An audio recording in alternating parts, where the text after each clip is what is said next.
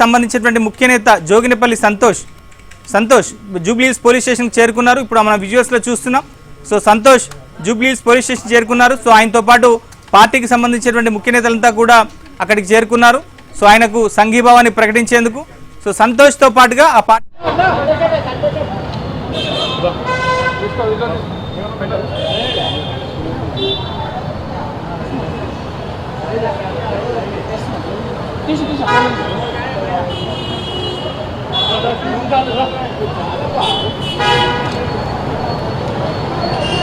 So Santosh ని CrPC 160 కింద SIT విచారణకు పిలిచింది. సో మొత్తం మీద ఈ కేసులో అంటే ఫోన్ ట్యాపింగ్ కేసులో సో దర్యాప్తు అనేటువంటిది ఒక చివరి దశకు చేరుకున్నట్టుగానే మనకు చెప్పుకోవచ్చు.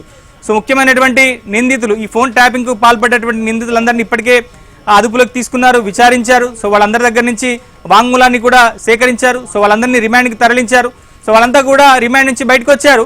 సో ఇంకా చాలా మంది బాధితులందరినీ కూడా ఇప్పటికే విచారణ జరిపారు. సో ఎవరెవరైతే ఇంకా కంప్లైంట్లు ఇవ్వాలనుకున్నారో సో చెప్పిన క్రమంలో వాళ్ళందరూ కూడా వచ్చి కంప్లైంట్స్ కూడా ఇచ్చారు.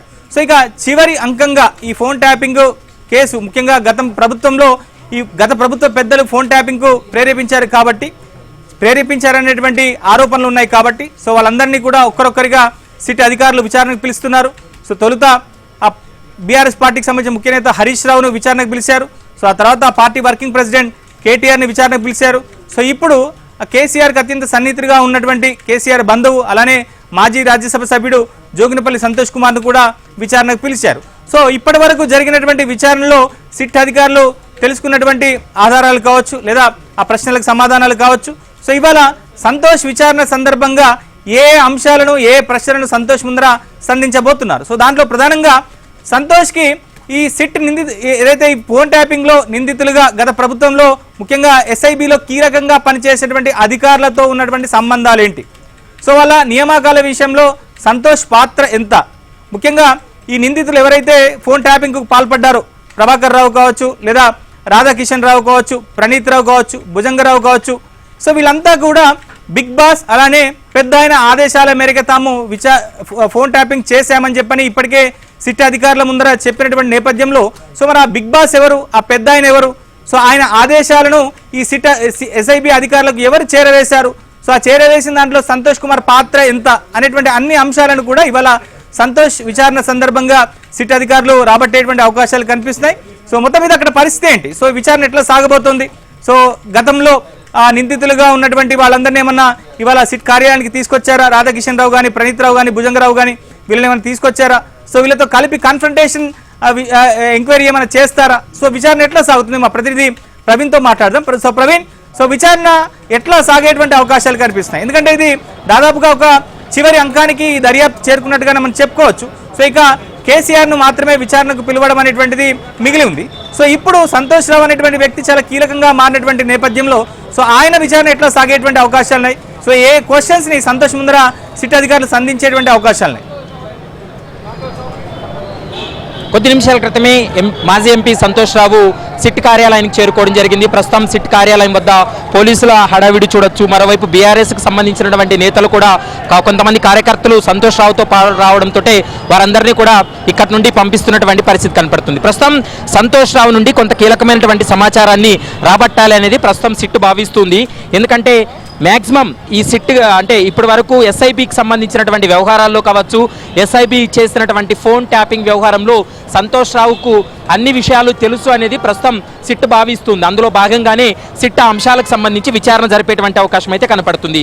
ఎందుకంటే కేసీఆర్ ఏవైతే ఆదేశాలు ఇస్తారో అది సంతోష్ రావుకు చెప్పి సంతోష్ రావు త్రూ ఈ ఎస్ఐబి అధికారులకు ఆదేశాలు ఇచ్చి ఈ ఫోన్ ట్యాపింగ్కు పాల్పడ్డారు అనేటువంటి అభియోగాలు ఉన్నాయి. పెద్ద ఎత్తున చర్చ జరుగుతుంది. వాటికి సంబంధించి కూడా పూర్తి స్థాయిలో విచారణ కొనసాగిస్తారు. మరోవైపు ఎస్ఐబి ప్రభాకర్ రావు నియామకం వెనుక అంటే ఎస్ఐబి అధికారిగా ఉన్నటువంటి ఎస్ఐబి చీఫ్గా ఉన్నటువంటి ప్రభాకర్ రావు రిటైర్మెంట్ అయిన తర్వాత వెంటనే మళ్ళీ ఇంటెలిజెన్స్ చీఫ్గా కూడా బాధ్యతలు అప్పగించడం వెనుక ఎవరి పాత్ర ఉంది, ఎవరు ఆదేశాల మేరకు ఎవరి నిర్ణయం మేరకు ఇది జరిగింది అనేటువంటి అంశానికి సంబంధించి గతంలోనే కేసీఆర్కు ఓఎస్డీగా ఉన్నటువంటి రాజశేఖర్ రెడ్డిని కూడా గతంలోనే విచారణ జరిపి స్టేట్మెంట్ రికార్డ్ చేశారు. అతను చెప్పినటువంటి స్టేట్మెంటు, మరోవైపు ఈరోజు సంతోష్ కుమార్ చెప్పేటువంటి స్టేట్మెంట్ని ఆధారంగా చేసుకొని ఈ కేసులో కేసీఆర్ కూడా నోటీసులు జారీ చేసేటువంటి అవకాశం అయితే కనపడుతుంది. ఫైనల్గా కేసీఆర్ విచారణ తర్వాత కేసీఆర్కి నోటీసులు ఇచ్చి విచారించిన తర్వాత ఫైనల్ ఛార్జ్ షీట్ వేసేందుకు సిట్ అధికారులు అయితే మాత్రం సిద్ధంగా ఉన్నారనేది కూడా మనకు స్పష్టంగా అర్థమవుతుంది. దాదాపు 275 మందికి పైగా వాంగ్మూలాలు ఇప్పటి వరకు నమోదు చేసినట్లు మనకు సమాచారం అందుతుంది. ఇంకా మరికొంతమంది వాంగ్మూలాలు కూడా నమోదు చేయాల్సినటువంటి అవసరం ఉంటుంది. మరొక కీలకమైనటువంటి అంశం ఏంటంటే ఈ కేసులో కేసీఆర్ విచారణ తర్వాత కానీ కేసీఆర్ విచారణ కంటే ముందే కానీ కవితకు కూడా నోటీస్ జారీ చేసి ఆమెను కూడా ఈ కేసులో సాక్షిగా పెట్టి వారి కుటుంబ సభ్యుల యొక్క ఫోన్లు ట్యాప్ అయ్యాయి, తన భర్త ఫోన్ ట్యాప్ అయింది అనేటువంటి విషయాన్ని ఆమె బహిరంగంగా మీడియాతో చెప్పింది. కాబట్టి ఆమె స్టేట్మెంట్ కూడా రికార్డ్ చేసిన తర్వాత అవసరం అనుకుంటే ఆమె భర్త యొక్క స్టేట్మెంట్ కూడా రికార్డ్ చేసిన తర్వాత ఈ కేసులో ఫైనల్ ఛార్జ్ షీట్ వేసేందుకు సిట్ అధికారులు అయితే సిద్ధంగా ఉన్నారు. ఇప్పటి వరకు కేవలం ఫోన్ ట్యాపింగ్ కేసులో 2024లో నమోదైనటువంటి కేసులో ఒక్క ఛార్జ్ షీట్ మాత్రమే ఇప్పటి వరకు ఫైల్ అయింది. ఛార్జ్ షీట్ ఫైల్ అయ్యేటువంటి సమయంలో ప్రభాకర్ రావు ఇండియాలో లేడు, అమెరికాకు వెళ్ళిపోవడం జరిగింది. ప్రభాకర్ రావు అమెరికా నుండి ఇండియాకు వచ్చిన తర్వాత ఈ కేసులో ఇప్పటి వరకు ఛార్జ్ షీట్ ఫైల్ చేయలేదు. కాబట్టి ఫైనల్ ఛార్జ్ షీట్ వేయాలనేది ప్రస్తుతం సిట్ భావిస్తుంది. డీజీపీ శివధర్ రెడ్డి కూడా ఈ కేసును ఎంత వీలైతే అంత త్వరగా విచారణ జరిపి విచారణ పూర్తి చేసి ఫైనల్ ఛార్జ్ షీట్ వేయాలంటూ కూడా ఆదేశాలు ఇచ్చినటువంటి నేపథ్యంలోనే రోజువారీ విచారణ కొనసాగుతున్నటువంటి పరిస్థితి కనపడుతుంది. ప్రస్తుతం సంతోష్ రావు ఈరోజు విచారణలో ఎలాంటి అంశాలు సిట్కు స్టేట్మెంట్ ఇవ్వబోతున్నాడు అనేది మాత్రం చూడాలి. హరీష్ రావుకు కేటీఆర్కి ఏ విధంగా అయితే ఆన్ కెమెరా విచారణ జరిగిందో ప్రస్తుతం సంతోష్ రావుకు కూడా ఆన్ కెమెరా విచారణ జరగబోతుంది.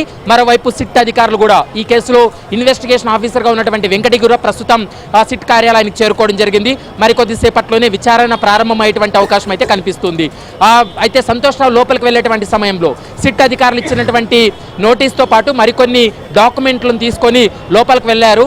ఒక న్యాయవాదిని కూడా లోపలికి అలో చేయాలని కోరాడు, కానీ న్యాయవాదిని ఎవరికి ఇప్పటి వరకు అనుమతించలేదు. కాబట్టి సంతోష్ రావు కూడా అనుమతి లేదనేటువంటి అంశాన్ని పోలీసులు చెప్పడంతో కేవలం సంతోష్ రావు మాత్రమే లోపలికి వెళ్ళినటువంటి పరిస్థితి కనపడుతుంది. కానీ మధ్యాహ్నం 3 గంటలకి నోటీస్ ఇవ్వడం రావాలని నోటీసులో పేర్కోవడం వెనుక అసలు ఉద్దేశం ఏంటనేది మాత్రం చూడాల్సినటువంటి అవసరం ఉంటుంది. ఈరోజు సంతోష్ రావును కూడా సుదీర్ఘంగా విచారణ జరిపేటువంటి అవకాశం అయితే కనపడుతుంది. ఎందుకంటే ఈ కేసులో బీఆర్ఎస్ కీలక నేతలలో ఉన్నటువంటి హరీష్ రావును 7.5 గంటల పాటు విచారణ జరిపారు. కేటీఆర్ను కూడా 7 గంటల పాటు విచారణ జరిపి స్టేట్మెంట్ రికార్డ్ చేయడం జరిగింది.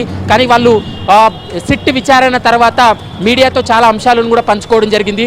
మరి జోగినిపల్లి సంతోష్ రావు కూడా ఈరోజు విచారణ తర్వాత మీడియాతో మాట్లాడతారా లేదా అనేది మాత్రం చూడాల్సినటువంటి అవసరం ఉంటుంది.